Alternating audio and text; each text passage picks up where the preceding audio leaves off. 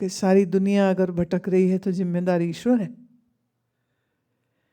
पर अक्सर जब इस तरह के कोई शब्द आते हैं तो पंक्ति आती है तो उसमें ऐसा ही लगता है। लेकिन समझने की बात यह है कि वो ये नहीं कह रहे कि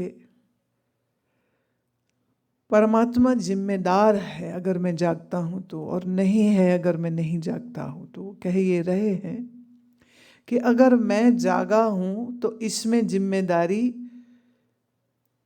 जीव की ही थी कि उसने प्रयत्न किया, लेकिन संजोग और अपॉर्चुनिटी बहुतों को मिलती है, पर फिर भी सब कहां जागते हैं। मैं ऐसे ऐसे लोगों को अपने 36 साल के सक्रिय प्रचार काल में हजारों लोगों को मिली हूं, लाखों ने सुना है, पर कई गधे हैं, वो गधे ही रह जाते हैं।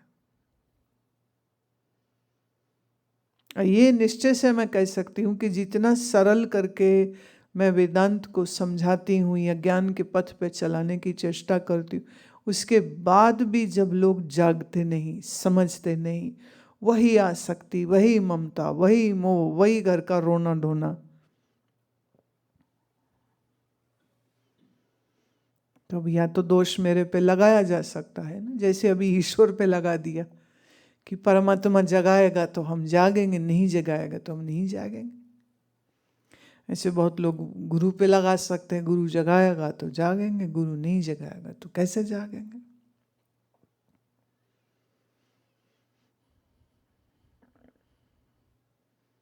पर ये तो सरासर बेईमानी होगी।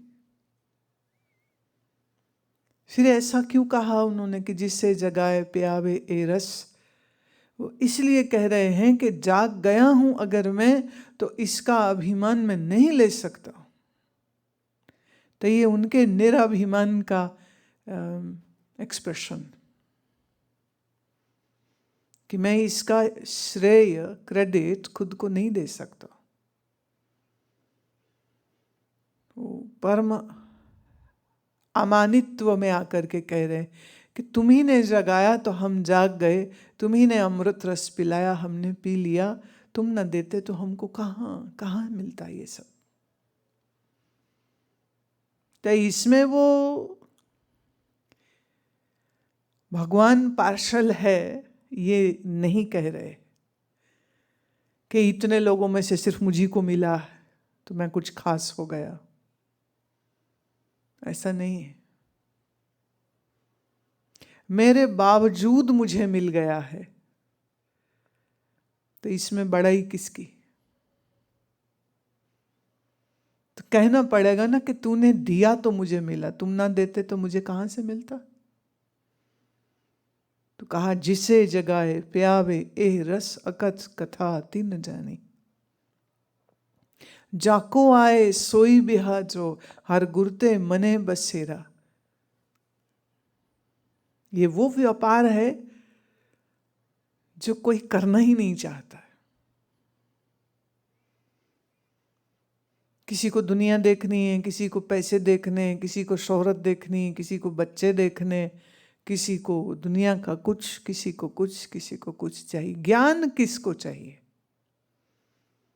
इसलिए कबीर जी कहते हैं कि हीरा पायो गांठ गठायो, बार बार वाको क्यों खोले। क्योंकि नहीं ग्राहक नहीं मोल, आराम पदार्थ पाए के कबीरा गांठ न खोल। नहीं पटन, नहीं पारखू, नहीं ग्राहक, नहीं मोल। इस ज्ञान को लेने के लिए, इस राम को लेने के लिए कोई बाजार नहीं है, कोई ग्राहक नहीं है, और कोई ग्राहक होएगा भी तो उसके पास वो कीमत चुकाने की औकात नहीं है। इसलिए राम पदार्थ तुझे मिला कबीर चुप रहा। इस दुनिया में किसी को राम नहीं चाहिए, काम चाहिए, कामनाएं चाहिए, पैसा चाहिए, दुनिया चाहिए, चमक चाहिए, इज्जत चाहिए, ज्ञान कहाँ चाहिए?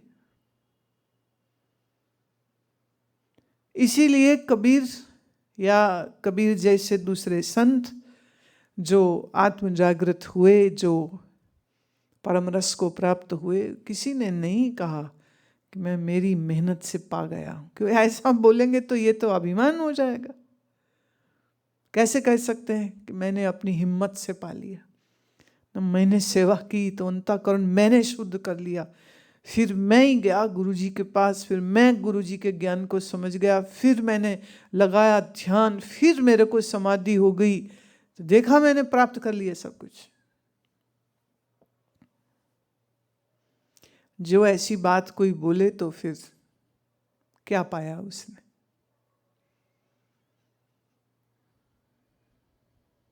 कहो नानक ये खेल कठिन है, आसान नहीं है ये खेल। दुनिया में जाना फंसना बड़ा आसान है भाई, इस पथ पे चलना बड़ा मुश्किल है। इसलिए लोग आसान आसान रास्ते ढूंढ लेते हैं। दिल बहलाने को ख्याल गालिब अच्छा है। सब बहला रहे हैं दिल, इससे उससे, इससे उससे, इससे उससे, पार्टी करके, घूम के, फिर के, शॉपिंग करके, नया कपड़ा, नया जूता, what I have in my closet. उस दिन नजर पड़ी एक फिल्मी एक्ट्रेस अपनी क्लोजेट माने वो कमरा जो कपड़ों और जूतों और ज्वेलरी से भरा हुआ है, तो वो दिखा रही है। तो उसने अपना एक बड़ा महंगा ब्रांड है, शायद 5-10 लाख का जूता होता है उसका, तो वो जूता को चूम रही है, ये मेरे पास हैं, ऐसे मेरे पास 10 जोड़े हैं, मेरे पास ऐसे 50 पर्स हैं, मेरे पास ऐसे 100 कोट हैं, मेरे पास ऐसे, मतलब गिनती नहीं है। अब जितने लोग उसको पसंद करते हैं, जब वो देखेंगे वो भी कहेंगे आह, हमारे पास वॉक इन क्लोजेट कब होगी? फला एक्टर ने शादी इटली में करी, मेरी भी इटली में होनी चाहिए थी, हमारी तो कह रहे कत्तू नंगल हो गई। एक सही में है, मतलब अमृतसर में एक जगह है, उसका नाम है कुत्तियां वाली गली, सच में है। अब जिसकी शादी सोचो वहां हुई हो तो वो क्या बोलेगा? एक की शादी वेनिस इटली में हो रही है, एक तुम्हारी कहाँ हुई? बोले कुत्तियां वाली गली। मुझे एक बार अमेरिका एक महिला मिली, मैंने ऐसे बड़ा वो चमकती चहकती आई, मैं अमृतसर से हूँ, मैं बड़ी अच्छी बात है। मैं पूछा सहज कहाँ रहते थे? कहती सॉल्ट मार्केट। मैं salt market, I don't know what is this. लूण मंडी इसे बोलते लूण मंडी, पंजाबी में लूण माने नमक, तो नमक मंडी भी बोले तो लूण मंडी कहाँ से बोले? Salt market. मैं ठीक है, मतलब ये बोलने में भी उनको शर्म आती है, कैसे बोले? अभी वो अमेरिका में है, वर्जीनिया में कहीं, सॉल्ट मार्केट में पैदा हुए, शर्म लगती।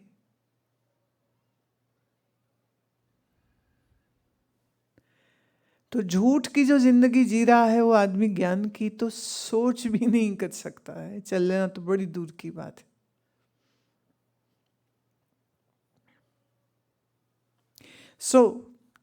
जो चल पड़े बड़ी हैरानी, आश्चर्यवत किम शृणोति आश्चर्यवत किम पश्यति। कौन है जो इसको सुन सकता है? बोले आश्चर्य। ये आश्चर्य है कि इस आत्मा को कोई सुनने वाला समझ पाएगा, आश्चर्य है कि कोई समझने वाला इसका निश्चय कर पाएगा। कठिन है, पर फिर भी जैसे आत्म सिद्धि हो गई, आत्म साक्षात्कार हो गया, तो आउट ऑफ शेयर हम्बलनेस वो कहता है कि तुमने दिया, मायावशिष्ट चेतन ईश्वर तुमने दिया तो हम ले पाए, गुरुदेव आपने दिया तो हम प्राप्त कर पाए, इसमें मेरा कोई गुण नहीं। Anupam Stoyanovich, New York. Question. I would like to ask a question which is important for sadhana, for my sadhana. What is the importance of mauna, silence, and how to practice mauna in daily life with gratitude? Anupam Stoyanovich. Silence is as important as it is breath to be taken by a human living body. You cannot survive without breathing in.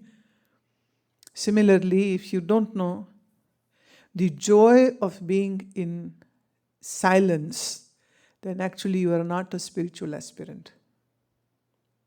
If I would define who is a spiritual aspirant, in Hindi we call a sadhak, then this is the person who enjoys one's solitude, who wishes to be in that solitude. Even if he or she has to go in society, in bazaar, in market, in downtown, even then, amidst all those thousands and hundreds of people, deep down in heart is still totally alone, and remind you is not lonely, but is so fulfilled and satisfied in that aloneness. So mauna or silence is not just about not communicating or not talking. Silence or the mauna is all about bringing the mind into the zone where the mind is totally thoughtless. The mind which is in a compulsive thinking order, or should I say disorder. It's a compulsive commentary happening in the mind. The mind is always jumping in projections of the future, and the mind which is always relishing the past events, good or bad. If you can sever the past and the future thinking from the mind, only then you can go into the true silence.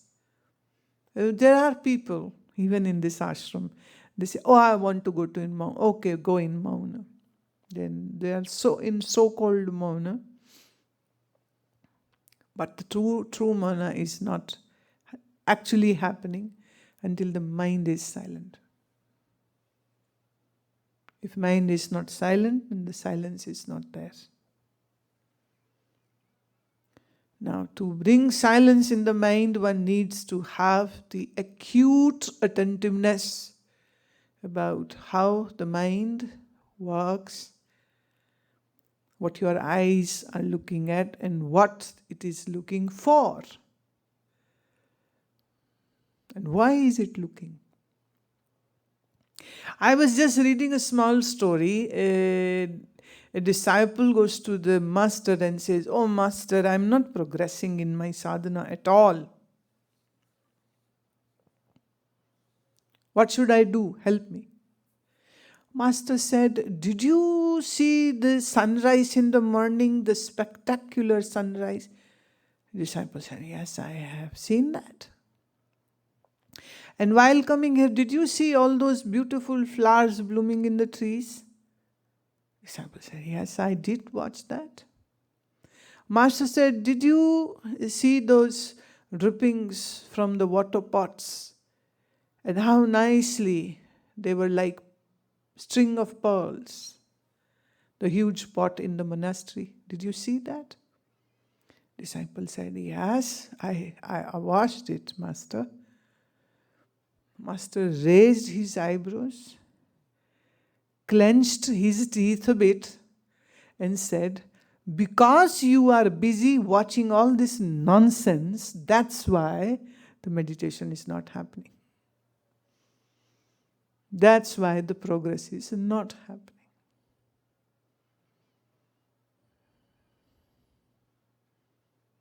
I now just wonder, this poor guy was just watching the sun and the flowers and the big water pot.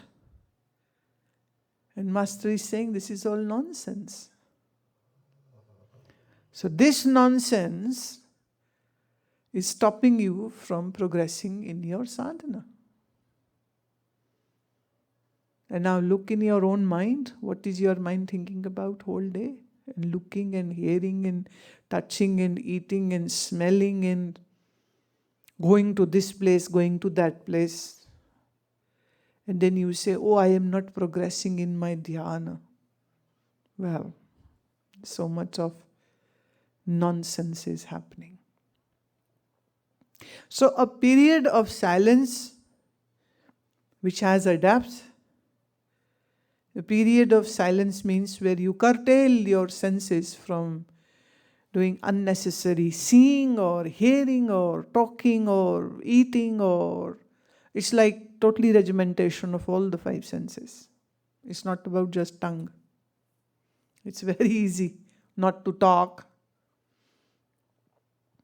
but more difficult to regiment your eyes, regiment your ears. Your ears are always hungry of listening about gossip, political, economical, social, somebody's family, somebody's affairs, who ran with whom, who is having affair with whom, what are political parties doing, this and that. Your ears are filled with all this nonsense.